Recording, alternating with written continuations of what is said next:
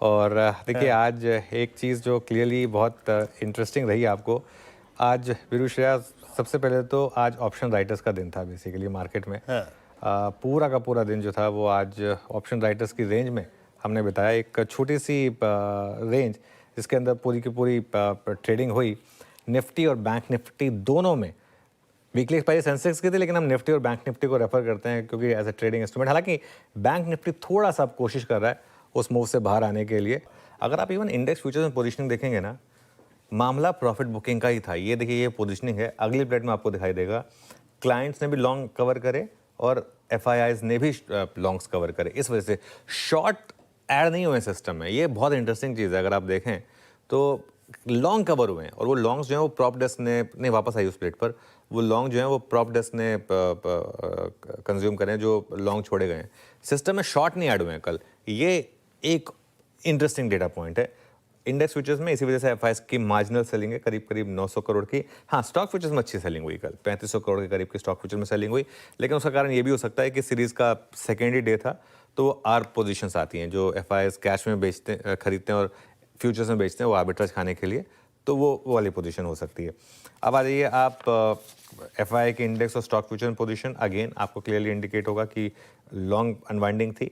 Stocks में जैसा हम कह रहे हैं कि स्टॉक्स में प्रॉफिट बुकिंग भी थी और स्टॉक्स में शॉर्ट भी ऐड हुए कल। 23,000 लॉन्ग कम हुए, 24,000 शॉर्ट ऐड हुए। एफआईआई का लॉन्ग शॉर्ट एक्सपोजर देखते हैं। अब हम 36.4% नेट लॉन्ग पर हैं, 38.4 से 2% कम हुए। और सिस्टम में थोड़ा सा short add, net short add हुए, ध्यान रखिएगा ये, क्योंकि लॉन्ग कम हुए हैं, नॉट कि किसी ने एग्रेसिवली शॉर्ट किया है। इंडिया विक्स 12.78 पर था कल, अभी भी हमारे कंफर्ट जोन के काफ़ी नीचे है। पुट कॉल रेशियो हमारे कंफर्ट जोन में आ गया 0.81 वर्सेस 1.25। तो कुल मिलाकर सेटअप जो है वो बस थोड़ा सा प्रॉफिट बुकिंग वाला ही है। बिल्कुल।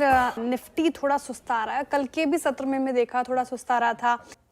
एक ब्रीदर के तौर पर कल भी थोड़ा सुस्ता है और आज भी थोड़ी मुनाफा वसूली तो देखने को मिली, लेकिन कोई अभी नेगेटिव इम्पैक्ट तो नजर नहीं आ रहा। हाँ, हालांकि ब्रॉडर मार्केट में आज भी थोड़ी प्रेशर देखने को मिला, स्पेशली आज के सत्र में मिड कैप और स्मॉल कैप जिस तरीके से टूटे, तो ब्रेथ उतनी ठीक लगी नहीं।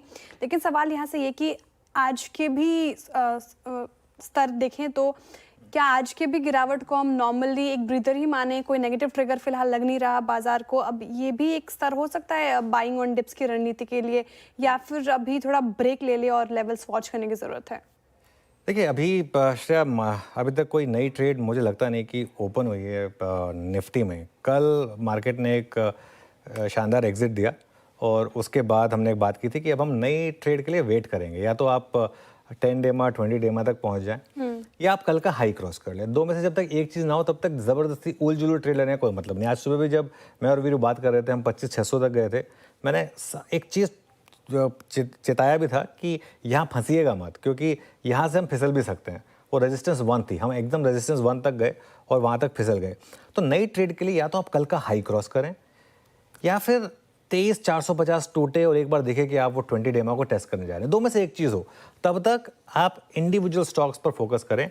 इंडेक्स पर फोकस करने के बनस्पत वो मेरे ख्याल से बेटर रहेगा। आप जहाँ तक निफ्टी की बात है, देखिए निफ्टी पर सपोर्ट आपका 25,450 पर है और कल के लो से बस 25 पॉइंट नीचे।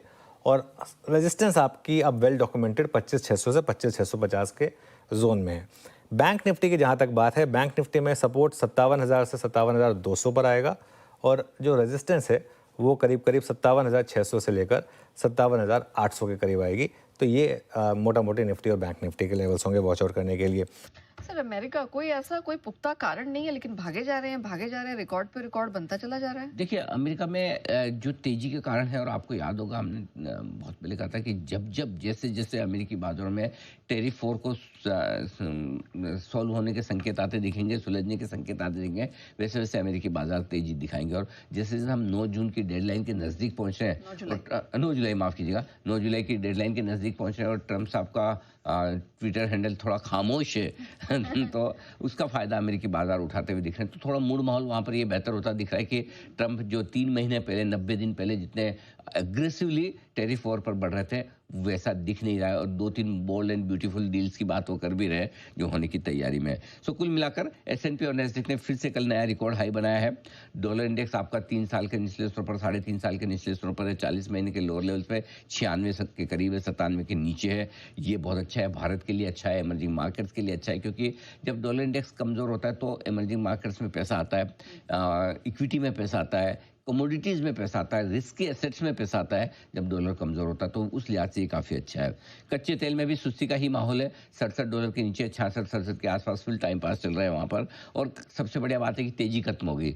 अब मंदी कितनी होती है, कमज़ोर कितना होता है, वो देखने की वाली बात है, लेकिन तेज़ी नहीं है कच्चे तेल में, ये साफ़ हो चुका है। ये दोनों ही चीज़ें हमारे बाज़ारों के लिए काफ़ी पॉजिटिव है अमेरिका से। इंडेक्स तो रोज़ देखते हैं, इंडेक्स देख के तो ठीक है, सुबह-सुबह मूड माहौल बनता है, लेकिन अल्टीमेटली जो लंबी कहानी भारतीय बाज़ारों के लिए वो ये है कि जब तक डॉलर इंडेक्स मजबूत नहीं होगा, तब तक हमारे बाज़ारों के लिए संकेत ग्लोबल मार्केट से आपको अच्छे ही लेने हैं। और टैरिफ की डेडलाइन पर पहुंचने तक अमेरिकी बाज़ार मजबूती का ट्रेंड जो दिखा रहे हैं, वो एक अच्छा संकेत अमेरिका से आता दिख रहा है। तो अमेरिका से नो कंप्लेंट्स। लगातार दूसरे दिन अमेरिकी बाज़ार नैस्डैक और S&P 500 रिकॉर्ड हाई बनाए। नेहा, और इससे ज़्यादा क्या मतलब बच्चे की जान लोगे? नहीं ठीक है। मतलब अच्छा ही तो कर रहे हैं बेचारे। उनके देखो, एक्चुअली देखा जाए तो वो अच्छा कर रहे हैं, हम कम है। उनके पास ट्रम्प है फिर भी इतना अच्छा कर रहे हैं, हमारे पास मोदी है फिर भी हम कम अच्छा कर रहे हैं।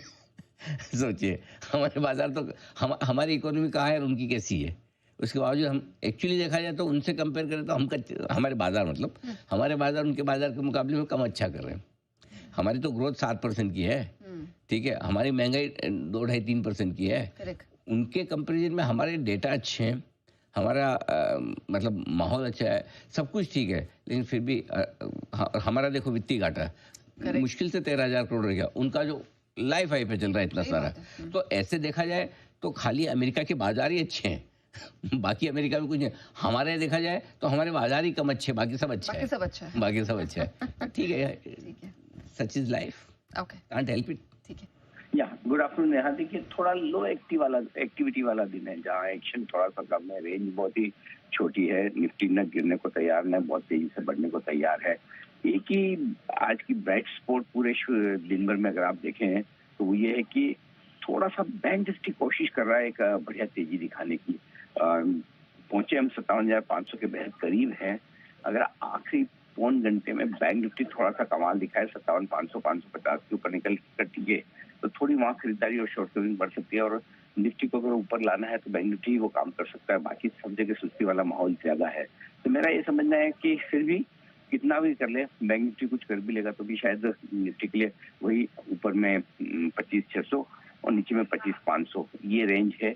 25 पॉइंट इधर उधर देख लें वो एक अलग बात है।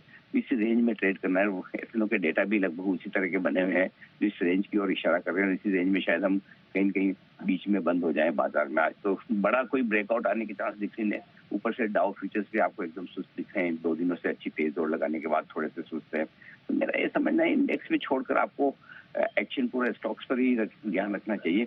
एक ही चीज जो क्लियर दिख रही है कि अगर किसी गिरावट में बैंक निफ्टी में मौका मिलता है तो वहां पर खरीदारी करने का चांस ज्यादा बेहतर नजर आता है, जो कि एक अच्छी रेंज आपको 53,200 53,300 की रेंज में अगर मौका मिले तो वहाँ, माफ कीजिएगा, 57,200 57,300 की रेंज में एक मौका मिले तो वहाँ खरीदारी करनी चाहिए, या फिर 57,625 के ऊपर के ब्रेकआउट का इंतजार करना चाहिए। तो मेरा फोकस इंडेक्स में पूरा इस वक्त बैंक निफ्टी पे है। और अगर स्टॉक स्पेसिफिकेशन तो आप देख ही रहे हैं, जैसे कि पीएसयू स्टॉक्स बढ़िया कर रहे हैं, डिफेंस शेयर में बढ़िया तेजी है, कुछ बैंक्स बहुत बढ़िया कर रहे हैं। तो वहीं पर आप देखिए बैंक्स, एनबीएफसी, पीएसयू, ये 3 स्पेस है जहाँ पर आपको तेजी का व्यू बनाना चाहिए। जी।